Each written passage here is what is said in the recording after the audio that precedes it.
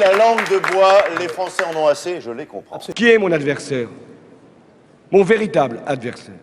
L'Europe. On va vous en débarrasser. What do you want? No, this is not a method.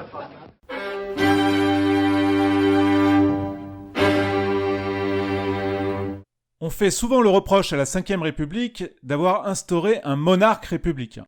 Eh bien, en réalité, c'est plutôt son bon côté. Surtout parce qu'elle le conjugue avec un lien direct au peuple via le référendum, mais qui n'est pas respecté, qui n'est pas utilisé. Si bien que le pouvoir politique est désormais confisqué par les énarques, les grands patrons, et même maintenant les juges européens. Ils se sont immiscés entre le peuple et le pouvoir. La Ve République est attaquée par les partisans de la Sixième, mais surtout détruite de l'intérieur par les présidents successifs. Et si la solution, c'était plus et surtout mieux de Ve République.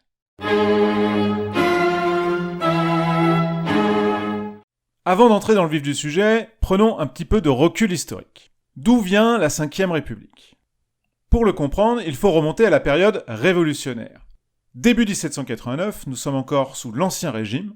C'est une monarchie administrative, en place depuis plusieurs siècles. Un roi qui s'appuie sur une administration qui se construit progressivement, et surtout sur des élites qui sont présentes, qui le représentent sur tout le territoire. Et puis, depuis 1302, pour gouverner, le roi fait usage des États généraux, inventés cette année-là par Philippe le Bel, et qui réunissent le clergé, la noblesse et le tiers-état pour régler les grands problèmes du royaume. Si ces États généraux ont été réunis 33 fois en 3 siècles, jusqu'en 1615, ils n'ont plus été utilisés jusqu'à ce mois de mai 1789, lorsque la convocation des États généraux aboutira à la Révolution française. Et c'est lors de cette Révolution française que les sujets du roi deviennent des citoyens. C'est la Déclaration des droits de l'homme et du citoyen du 26 août 1789. Le peuple devient le souverain. Il forme une communauté détentrice du pouvoir suprême. Si un veto royal est instauré en 1789, qui permet au roi de supprimer une législation votée par l'Assemblée, l'idée de veto populaire émerge alors. Et le premier référendum de notre histoire aura lieu en 1793 afin de valider ou non le projet de constitution. Son résultat sera positif, même s'il n'y a qu'environ 30% de participation. Et dans cette constitution, d'ailleurs, il y a le principe du référendum et du suffrage universel qui sont inscrits. Il y avait déjà eu 2 élections, en 1791 et 1792, mais seulement avec une participation de 10%. Mais cette constitution de 1793 ne sera jamais appliquée, car la France est engagée dans des guerres extérieures, les guerres de la première coalition, et dans des guerres intérieures, des guerres civiles, la guerre notamment en Vendée, et le gouvernement va être celui de la terreur. Donc dans cette période de 1789 à 1799, l'instabilité politique est très forte. Et puis, il y a l'Empire, avec l'arrivée au pouvoir de Napoléon en 1799, le coup d'État du 18 Brumaire, qui met fin à cette instabilité politique. Et Napoléon Bonaparte va instaurer des institutions nouvelles, va instaurer ce qu'on appelle un État de droit. Il va instaurer un Conseil d'État pour le conseiller au niveau législatif, il va instaurer une Banque de France pour pouvoir contrôler la monnaie, il va instaurer des préfets pour pouvoir contrôler le territoire, et il va instaurer un code civil pour unifier les lois. Ce code civil permet de garantir les principes fondamentaux amenés par la Révolution française, c'est-à-dire l'égalité de droits entre tous les citoyens. Par contre, Napoléon Bonaparte va affaiblir l'Assemblée, car elle est, avec l'expérience révolutionnaire, une source de passion et d'instabilité. Mais il restaure le suffrage universel, qui avait été supprimé en 1795, et instaure même un plébiscite pour légitimer sa politique. Il va y recourir 4 fois, entre 1799 et 1815, avec à chaque fois entre 40 et 50% de participation. Eh bien, cette idée de plébiscite sera reprise par Louis-Napoléon Bonaparte, son neveu, qui est élu premier président de la République en 1848. Alors, lors d'un conflit avec l'Assemblée nationale pour sa réélection, Louis-Napoléon Bonaparte va réaliser un coup d'État en 1851, mais il le fera valider par un plébiscite qui recevra 80% de participation. Et à nouveau, lorsqu'il rétablit l'Empire, qu'on appelle a posteriori le Second Empire, en 1852, à nouveau, il le fait valider par un plébiscite avec 80% de participation. Il fera même un 3e plébiscite en 1870 pour faire valider par le peuple la constitutionnalisation d'un régime plus libéral, un régime qui évolue vers le parlementarisme, un régime dit semi-parlementaire, et là encore, 82% de participation pour ce plébiscite de mai 1870.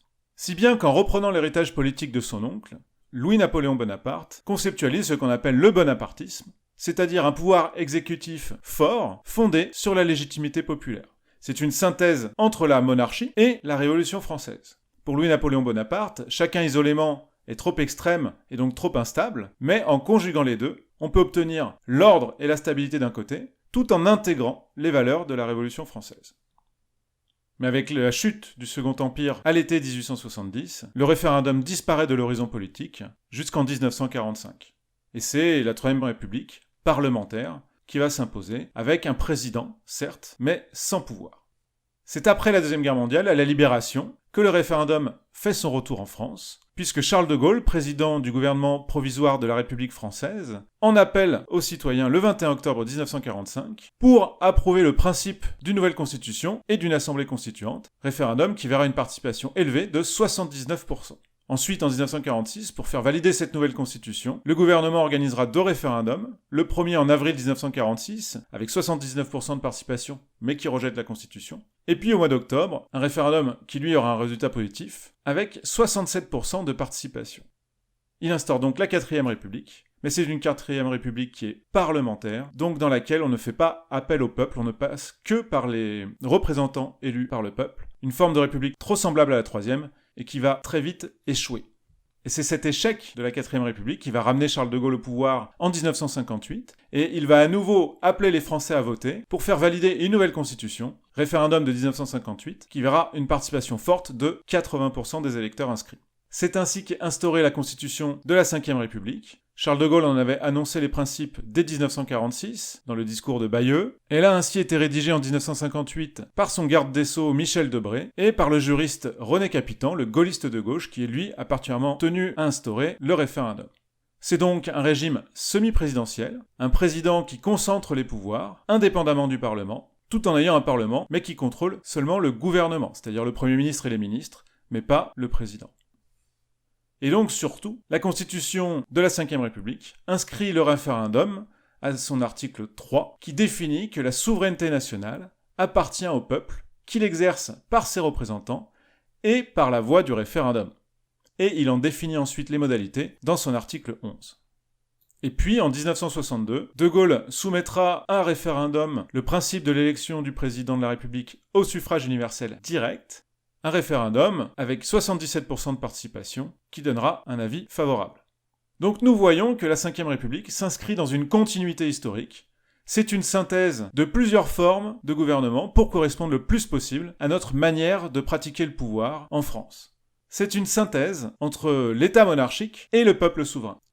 La 5ème République permet de donner au peuple une place centrale, tout en ayant un État fort, capable de mettre en œuvre la puissance française, avec un fort pouvoir de décision.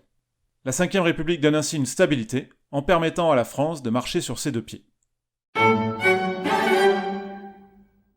Voyons maintenant ce qui détruit la 5ème République, à commencer par la disparition progressive du référendum. Alors sous Charles de Gaulle, en à peine plus de 10 ans, il y a eu 5 référendums différents, celui de 58 sur la Constitution, celui de 62 sur l'élection du président, et puis les 3 autres, ce sont en 1961 le référendum d'autodétermination de l'Algérie, avec 73% de participation, en 1962 un autre référendum sur les accords d'Évian, avec 75% de participation, et puis en 1969 le fameux référendum sur la régionalisation, avec 80% de participation. Mais après le départ du pouvoir de Charles de Gaulle en 1969, le référendum a été très peu usité, 5 fois seulement, soit autant en plus de 50 ans que sous les 10 premières années de la 5ème République. En voici la liste: en 72, en 88, en 92, en 2000 et en 2005. Nous n'allons pas revenir sur le détail de chacun d'entre eux, on voit qu'ils ont recueilli une participation globalement plus faible. Nous soulignerons qu'en l'an 2000, un référendum a instauré le quinquennat, c'est-à-dire qu'il a réduit le mandat du président de la République de 7 ans à 5 ans, nous en reparlerons. Et puis surtout en 2005, le fameux référendum sur le traité constitutionnel européen, qui avec 69% de participation, à l'inverse du précédent référendum européen sur le traité de Maastricht, a rejeté le texte européen qui était soumis à la communauté des citoyens. Mais si le non l'a emporté le 29 mai 2005, pour autant, la décision du peuple français, du peuple souverain, n'a pas été appliquée, elle a même été contournée, puisque sous la présidence de Nicolas Sarkozy en 2007, la France a soutenu le traité de Lisbonne, qui a fait rentrer dans le droit européen et donc français toutes les dispositions que les Français avaient rejetées avec le traité de 2005. Et ainsi, le peuple s'est vu confisquer le pouvoir, au profit de l'échelon supérieur, c'est-à-dire le pouvoir supranational européen, qui a vidé le pouvoir national de ses prérogatives et de sa substance, ce qui n'a fait qu'alimenter la défiance des Français vis-à-vis du pouvoir politique. Or justement, le référendum est censé éviter cela. Le lien direct entre le peuple et le président permet d'éviter la confiscation du pouvoir par des intérêts particuliers qui s'immisceraient. D'abord, les élites politiques, c'est-à-dire les partis, qui contrôlent le Parlement qui n'est pas représentatif du peuple et qui ne l'a certainement jamais été. Également les élites économiques, avec les sociétés du CAC 40, les grandes banques, les différents lobbies. Et puis les élites administratives, les énarques, la haute administration, le Conseil d'État, le Conseil constitutionnel.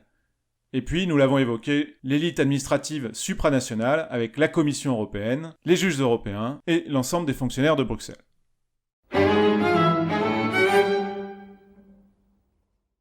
Mais ce qui détruit aussi la Ve République, c'est l'hyper-présidentialisation, qui est une destruction de l'intérieur. En effet, la pratique présidentielle a changé avec l'instauration du quinquennat pour la première fois à l'élection de 2002. Le président n'est plus au-dessus des clivages partisans, il devient une sorte de super Premier ministre. Ça a été particulièrement évident avec la présidence de Nicolas Sarkozy entre 2007 et 2012, avec une pratique du pouvoir qu'on appelle le césarisme, c'est-à-dire la volonté de tout ramener tout le temps au président. Mais cette pratique, on la voit aussi avec Emmanuel Macron, qui est lui aussi un hyper-président, un hyper-communicant, et qui gouverne sans l'Assemblée. On voit ainsi que le président ne se consacre pas, ne se concentre pas sur l'horizon du pays, mais seulement sur les affaires immédiates. Il est ainsi incapable de proposer et d'incarner une vision, un cap, un avenir. Ainsi, le président confisque le pouvoir à la fois aux représentants du peuple, avec un parlement croupion, et à la fois au peuple lui-même, puisqu'il ne lui fait plus appel par le référendum, il n'y en a plus eu depuis 2005. Eh bien, je dis ici que la solution, c'est plus et mieux de Ve République. En effet, il faut remettre le peuple en position de souverain par l'usage du référendum. Alors on ne peut pas forcer le président à l'utiliser, mais il y a désormais un recours, c'est le référendum d'initiative partagée qui a été mis en place en 2008 mais qui était proposé depuis les années 80 par de nombreux leaders politiques comme François Mitterrand, Michel Rocard, Charles Pasqua ou Jean-Marie Le Pen, donc de droite comme de gauche. Il a enfin été mis en place par la réforme constitutionnelle de 2008. Alors comment fonctionne ce référendum d'initiative partagée ? Il doit d'abord recevoir la signature de 20% des parlementaires, soit 186 élus, avant de pouvoir être présenté au corps électoral.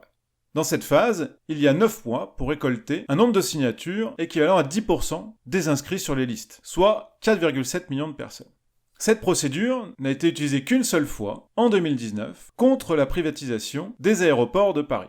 D'abord, ce sont 248 parlementaires qui ont signé cette proposition de RIP, et ensuite 1,1 million de citoyens. C'est donc un échec, puisqu'il n'a pas atteint les 4,7 millions, mais le Conseil constitutionnel a jugé la procédure dissuasive et peu lisible pour les citoyens.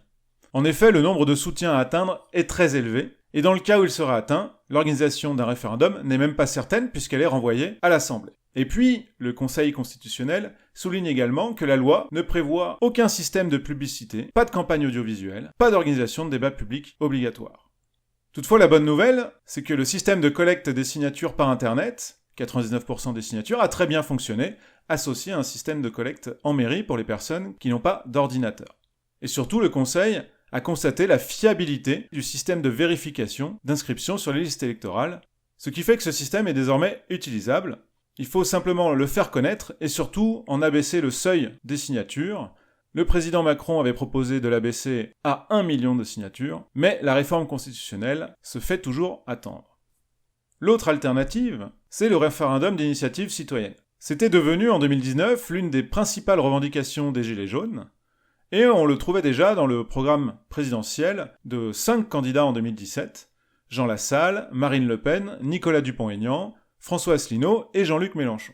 La particularité du RIC, c'est qu'il n'y a pas besoin du président ni des parlementaires pour déclencher le référendum. Il faut seulement la signature de citoyens. Alors il y a de nombreuses manières de l'envisager, mais une des propositions que je vais ici restituer librement, est inspiré du site d'Olivier Berruyer, qui consiste à organiser un référendum chaque année, ou on pourrait dire éventuellement tous les 2 ans, sur les 3 projets qui seraient les plus plébiscités par les citoyens, avec un minimum de 1 ou 2 millions de signatures avant d'être soumis au vote.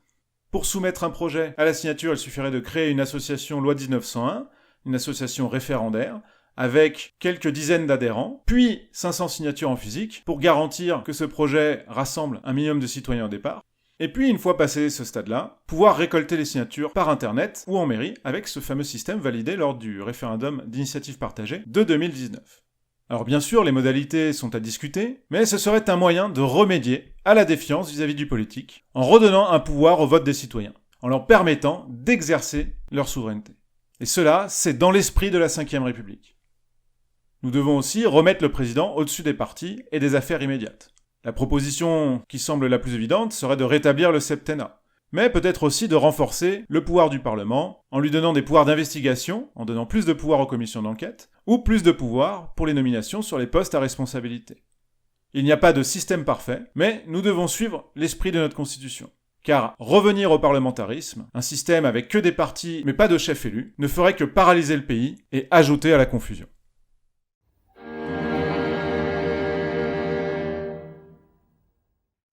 La Ve République doit évoluer, mais nous devons bien comprendre qu'elle a permis de redonner à la France son indépendance nationale après la Deuxième Guerre, et qu'elle a aussi permis d'en faire une puissance d'importance dans le monde. La solution n'est donc pas de supprimer la Ve, mais d'en prolonger l'esprit, et de l'adapter pour affronter les défis de notre temps.